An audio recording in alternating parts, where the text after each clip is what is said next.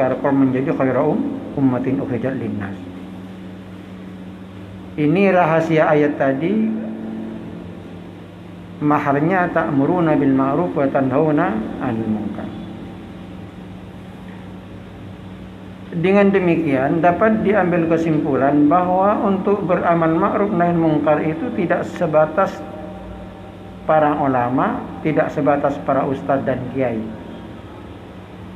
Siapapun di antara kita yang mengetahui baik tidaknya suatu masalah, siapapun di antara kita yang dapat mengetahui antara hak batilnya suatu masalah, wajib beramal ma'ruf nahi munkar.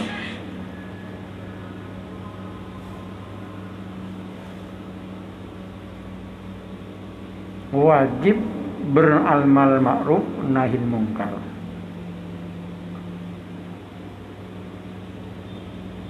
Sehingga dengan demikian kita dapat memperoleh predikat khairu ummatin ukhrijat linnas.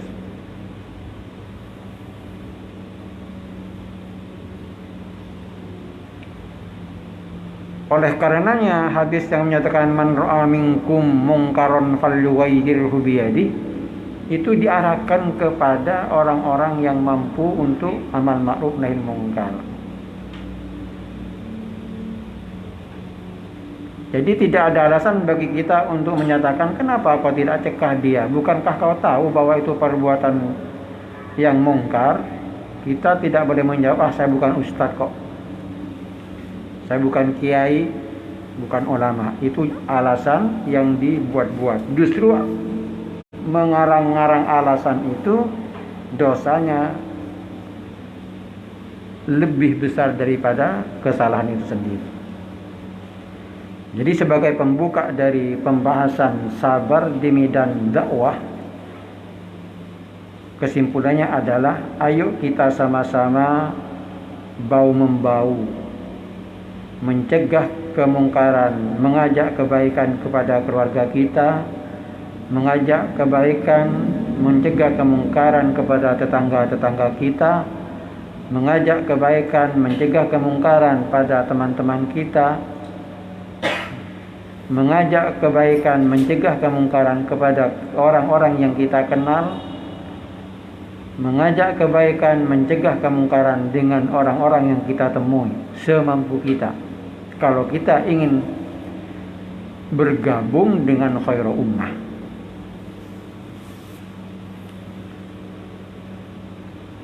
Mustami'at para hadirin hadirat as-saimun saimat yang saya hormati, amal ma'ruf nahi munkar adalah sesuatu yang sudah diperintahkan oleh Allah Subhanahu wa taala terhadap para rasul. Serta Allah Subhanahu wa taala sudah berwasiat kepada hukama, orang-orang ahli hikmah, orang-orang ahli hukum, wasfiyah dan orang-orang pilihannya.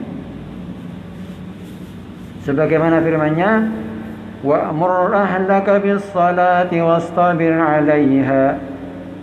Perintahlah, ajaklah keluargamu untuk melaksanakan salat dan kau harus berusaha sabar.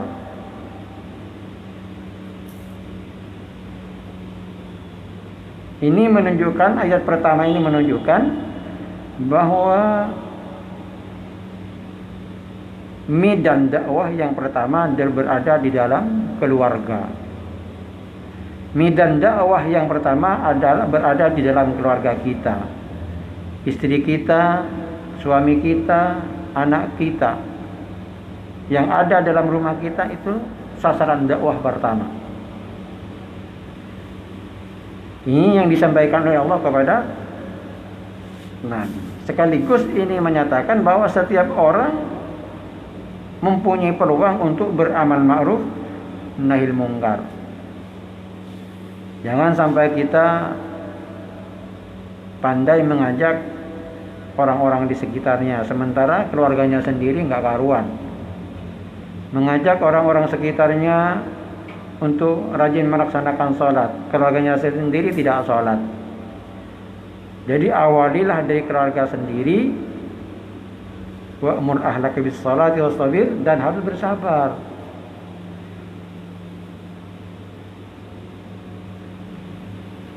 Wa'mur bil ma'ruf wa nahy 'anil munkar wasbir 'ala ma asabak. Setiap suatu perbuatan, setiap suatu amal pasti ada tantangannya. Ketika seorang hamba Allah, ketika seorang yang beriman melakukan amal baik, setan itu seperti terkena korengan gitu.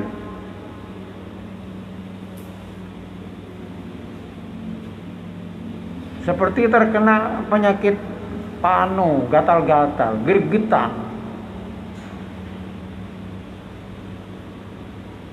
Jangan dikira walaupun sebatas di dalam unit terkecil dalam keluarga itu tidak ada tantangan berdakwah.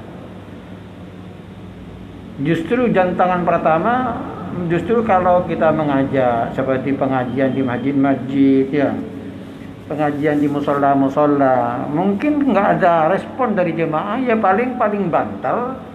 Nasihat kita itu tidak diikuti oleh jemaah. Tapi kalau keluarga langsung dijawab oleh istri, langsung dijawab oleh anak, langsung direspon.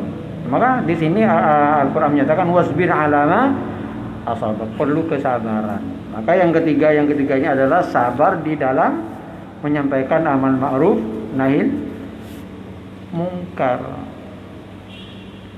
Jadi tidak mudah lah, khairu ummatin itu kita peroleh dengan amal ma'ruf nahi mungkar. Kalau amal ma'ruf nahi mungkar merupakan ciri khas umat Muhammad, maka tantangannya pun juga pasti ada. Wa qala Rasulullah sallallahu alaihi wasallam, juga Allah Subhanahu wa taala berfirman kepada Rasulullah sallallahu alaihi wasallam, wahjurhum hajran jamila. Jauhkan mereka, tinggalkan mereka hajran jamila dengan meninggalkan yang baik, dengan cara yang baik. Umpama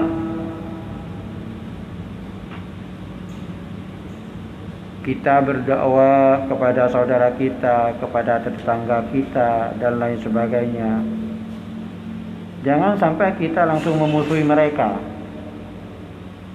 Kalimat wahjurhum hajran jamila, hindarilah mereka dengan penghindaran yang baik, yang halus dan lain sebagainya. Karena di dalam kitab-kitab tasawuf,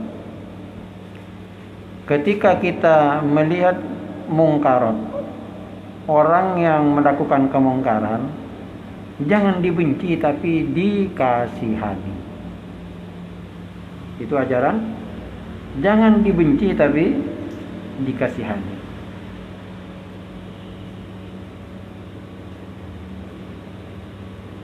Jangan dijauhi tapi dekati. Kalau toh harus kita menjauhinya karena kita tidak mampu, wahjurhum hajran jamila, dengan cara yang baik.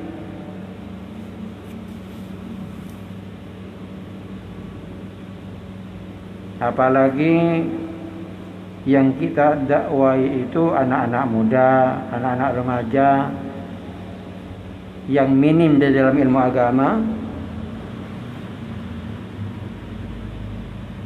maka kita harus merangkul sesuai dengan kemampuan kita. Dari tiga ayat ini, sahibul kitab musannif menyatakan wala budda lid-da'iyati ila Allah azza wa jal ayatakhallaqa bi khuluqis sadri. Tidak bisa ditawar-tawar lagi bagi bagi juru pendakwah, bagi ustadz, bagi kiai, bagi ulama, bagi orang awam yang mengerti agama, bagi ayah yang merupakan presiden rumah tangga, harus bersabar di dalam menyampaikan, mengajak kebaikan dan mencegah. Wa yatahammala ma yalqahu min fi tariqillah wa hatta yatahaqqaqa an-nasrul muhattam ala ada'illahi azza wa jalla. Jadi harus dia sabar. Cara bersabarnya tersebut adalah kita harus menanggung beban moral, harus mengalah ketika menghadap sasaran dakwah itu yang apalagi mereka itu memang nol dalam bidang agama. Perlu kesabaran yang ekstra sehingga hatta yatahaqqaqa lahu nasrul muhattam ala adaillah, sehingga memperoleh kemenangan atas musuh-musuh Allah Subhanahu wa taala. Ini yang perlu. Qala ta'ala fasbir inna wa'dallahi haqqun wa la yastakhifannaka alladhina la yuqinun. Wahai Muhammad, fasbir, bersabarlah kamu. Inna wa'dallahi haqqun, jangan khawatir, janji Allah akan nyata. Wala yastakhifannaka alladziina la yuqinun, jangan sampai kau menjadi gelisah gara-gara orang-orang yang tidak meyakini dengan dakwahmu. Nah, ini yang perlu kita garis bawahi, terutama bagi mereka yang profesinya memang juru dakwah. Untuk apa? Untuk tidak gelisah karena dakwah kita tidak direspon oleh orang. Nabi saja nama alaikal balagh, menyampaikan kok. Innaka la tahdi man ahbabta walakinnallaha yahdi may yasha. Ketika Rasulullah atau afatat ma'una yu'minu lakum qad kana fariqum minhum yasma'una kalamullah. Ketika Rasulullah terkesan itu begitu ambisius untuk berhasil dalam dalam dakwahnya, ditegur oleh Allah Subhanahu wa taala. Afatat ma'una ayyuminu lakum wa qad kana fariqum minhum yasma'una kalamullah. Dalam hari nama alaikal, kau cukup menyampaikan Muhammad. Kau tidak boleh tertekan dengan mungkin dakwamu enggak direspon orang. Yang penting kau sampaikan apa aku sampaikan. Yang penting para ustadz menyampaikan ilmu yang dia peroleh dari gurunya. Jangan asal-asalan. Gara-gara kita ingin predikat khairul ummah, kemudian kita ingin ikut andil dengan mereka, kemudian kita ngawur di dalam amal ma'ruf nahi munkar. Harus ada dasarnya, apalagi masalah hukum dan lain sebagainya.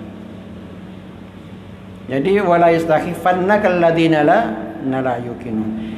Kalau kita tidak memperhatikan aturan Al-Qur'an dalam berdakwah, ya banyak yang membeli pensiun, banyak ulama stres dan lain sebagainya.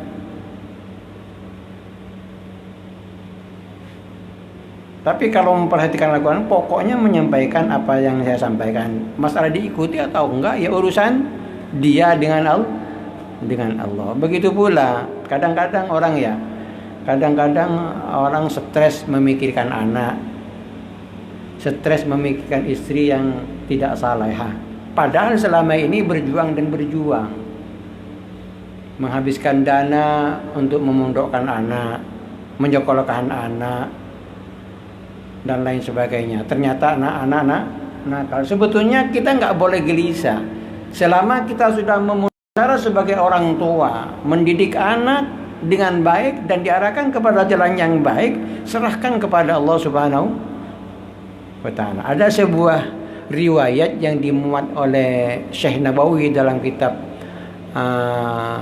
Syarah Lubabul Hadis. Itu begini. Riwayat itu artinya begini. Rasulullah menyampaikan kepada kita agar kita mendidik anak dari awal. Ya. Mendidik anak dari awal, dari yang masalah yang terkecil sampai bab wudu dan lain sebagainya. Kemudian umur 7 tahun harus ngerti bab salat dan apa-apa yang menyangkut dengan salat. Kemudian kalau 10 tahun kalau nggak sholat pukul dia. Tapi dipukul ghairu mubarrah, tidak menyakiti. Setelah waktunya kawinkan dia, dalam hadis itu. Setelah kau menikahkan anakmu, tarik dia. Nak, aku, ayahmu dan ibumu telah memenuhi panggilan ilahi untuk mendidik kamu sejak kecil. Sudah aku sekolahkan kamu mulai TK, kemudian meningkat ke SD, SMP, SMA, dan kuliah, dan pada akhirnya aku nikahkan kamu. Kau sekarang sudah nikah, maka ayah dan ibu beriun mink, lepas sudah. Ke depan itu urusan kamu dengan Allah Subhanahu wa taala. Kan nyaman bagi seperti itu kan. Sebab secara kalau kita mengarah kepada keadilan Allah, tidak akan kita dituntut oleh Allah selama kita sudah memenuhi perintah Allah untuk mendidik anak. Jadi enggak usah stres. Enggak usah stres. Yang penting saya sudah menyampaikan. Ini salah satu cara bersabar. Wala yastakifannaka alladziina la yuqinun. Jangan kau jadi gelisah ketika kau menyampaikan suatu perintah agama, berdakwah. La yastakifannaka alladziina la yuqinun. Enggak usah kamu gelisah kok kepada Nabi Muhammad. Ketika menyampaikan kebaikan di Mekah kepada orang-orang kafir Quraisy dan orang Yahudi, enggak usah gelisah. Enggak usah gelisah. Bukan urusanmu mereka mendapatkan petunjuk. Kau hanya Satu. Yang kedua, wa in wastajalan natijata khaba wa khasir wa ta'at masyi'atahu. Kedua, jangan terburu-buru. Ketika yang pertama kita tidak boleh gelisah, tidak boleh putus asa karena tidak berhasil dalam berdakwah. Kedua, jangan terburu-buru. Jangan terburu-buru. Nabi Nuh 1000 tahun ya. 1000 tahun berdakwah di tengah-tengah masyarakat. Hanya berhasil 16 orang. Yang berhasil ikut ajakan Nabi Nuh 1000 tahun. Hanya berhasil mengajak pada kebenaran itu tidak lebih dari 16 orang. Termasuk putranya Kan'an dan istrinya tidak ikut. Masa kita hanya jadi ustadz 1 bulan aja sudah stres? Masa kita muruk saja hanya 1 tahun aja sudah mau berhenti jadi ustadz? Kapok aku jadi ustadz. Ketika kita menyampaikan tentang bagaimana sejarah Nabi Nuh dan ulul azmi yang lain, kemudian kita menjawab, itu kan Nabi. Ulul azmi, fasbir kama sabaru ulul azmi minar rusul wa la tasta'jil lahum. Bersabarlah kalian seperti kesabaran ulul azmi. Siapa ulul azmi? Ulul azmi itu Nabi Nuh, Nabi Ibrahim, Nabi Musa, Nabi Isa, Nabi Kenapa disebut ulul azmi? Karena tantangan dari kaumnya luar biasa, dahsyat. Tapi mereka sabar. Sebab apa saya katakan demikian? Sebab ketika saya menyampaikan ajaran agama, mengajak orang-orang bersabar menghadapi masalah, mensamai musibah, kemudian ketika saya memberi gambaran ini Nabi ini sabar, jawabannya itu kan Nabi. Sabarlah. Ketika menghadap orang sakit, sabarlah. Nabi Ayub aja 18 tahun dia sabar. Itu kan Nabi. Orang yang menjawab seperti itu perlu dijawab lagi. Kita umat ini, Nabi itu diutus untuk diikuti. Jadi sejak Nabi Adam sampai Nabi Muhammad lengkap sudah. Di bidang apa yang harus kita ikuti mereka? Semua lengkap. Mengikuti mereka. Sebisa kita, semampu kita. Ini orang kalau in huwa istajalan natijah khawasir. Kalau seorang mubalik, seorang ustaz terburu-buru ingin melihat hasil, rugi dia. Wada'at masaihi akan sia-sia. Untung kalau tidak berakhir dengan keputus asaan. Disampaikan merem aja. Pokoknya aku yang menyampaikan ini, terserah ikut apa enggak gitu loh. Tapi itu tadi jangan ngawur. Menyampaikan sesuatu harus ada dasarnya, baca dulu apa yang harus saya sampaikan.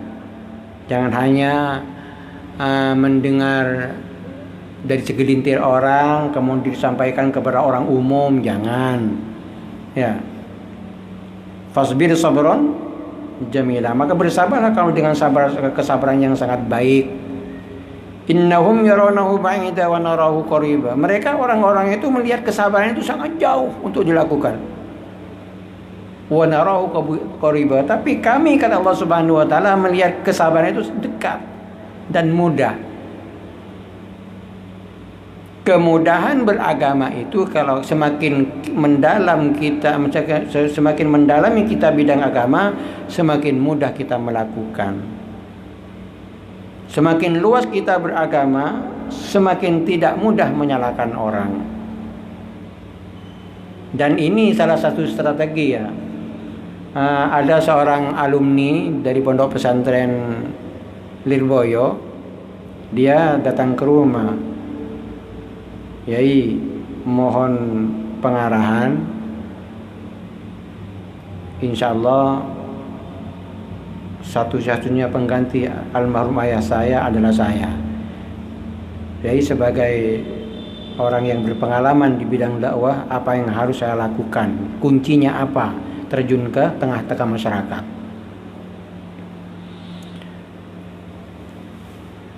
Kembali kepada masalah yang kemarin, bahwa innal insan ya'isu wa hawlahu an-nas al-mukhtalifun bi akhlaqihim. Ketika kita terjun ke masyarakat, yang kita hadapi adalah orang-orang yang pasti berbeda karakter dan watak dengan kita. Satu, harus siap. Yang kedua, agama ini fleksibel. Artinya apa? Ketika kita menghadap satu masyarakat, ya, maka kita jangan mengutamakan apa kata kita dulu,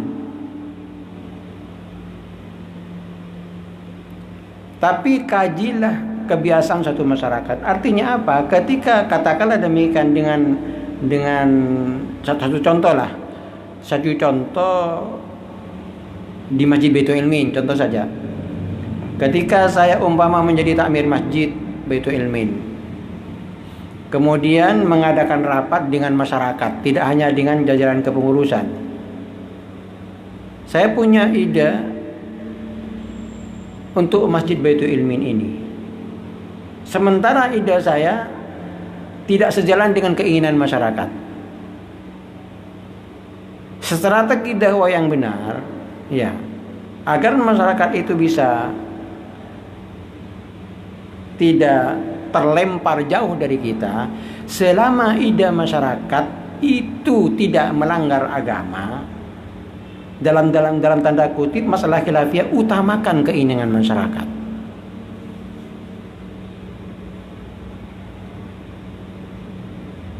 Itu kalau kita ingin menjadi pendakwah, mubaligh atau takmir yang disenangi oleh masyarakat. Jangan ego. Jadi perlu pertimbangan seperti ini pendapatku benar, pendapat masyarakat juga benar. Ya ikutilah masyarakat saja. Kemauan mereka ikuti. Turuti. Kalau ada sesuatu yang tidak sesuai dengan agama, yang tidak sesuai itu saja yang dibenarkan. Satu contoh yang konkret seperti akikoh kan. Akikoh ini merupakan ajaran agama Islam yang mengadopsi dari zaman jahiliyah. Sebelum Islam, akikoh sudah terbiasa orang jahiliyah. Apa Rasulullah diterima oleh Rasulullah. Diterima itu terus dijadikan syariat Islam. Hanya dua hal yang harus dirubah oleh Rasulullah. Apa kebiasaan jahiliyah? Kebiasaan jahiliyah pertama ketika mereka mengakikoi putranya dipersembahkan kepada berhala. Rubah, sembahkan kepada Allah. Kedua, anak yang diakikoi itu dilumuri darah dari kambing yang dia sembelih. Rubah. Lumurilah anak kita dengan minyak wangi, kasturi dan lain sebagainya. Jadi ini salah satu strategi Rasulullah Sallallahu Alaihi Wasallam. Ini dan salah satu bentuk kesabaran. Walaupun mungkin ya tentu saja kalau yang namanya juru dakwah, dai dan mubaligh itu seharusnya memang ilmunya harus lebih tinggi daripada. Jadi jangan karena kita lama mondok, banyak pintar baca kitab, kemudian diblokir semua pendapat orang. Itu kesalahannya, tidak bisa merangkul, itu strategi. Ini salah satu bentuk kesabaran ketika kita menghadap. Jadi saya ulangi, as-sabru fi midad da'wa ila Allah azza wa jalla wal amri bil ma'ruf wan nahyi 'anil munkar. Sabar di medan dakwah, sabar sesabar-sabarnya. Karena akhlak orang itu ada yang mendapatkan petunjuk, ada yang tidak, ada yang menolak, ada bahkan ada yang mencemooh kita.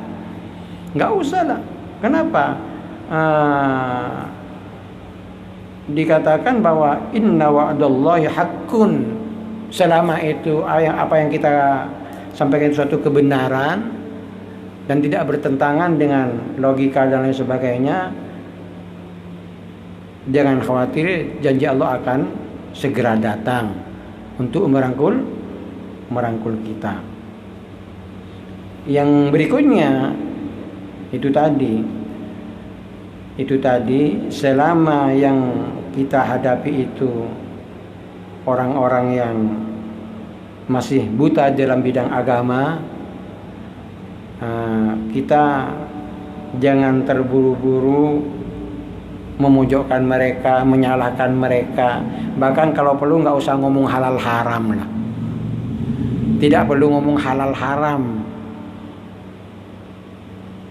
tapi bicara hikmah saja.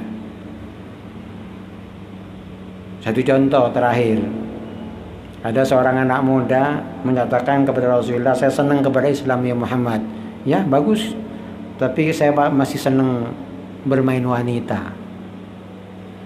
Wanita yang biasa kamu gauli itu apa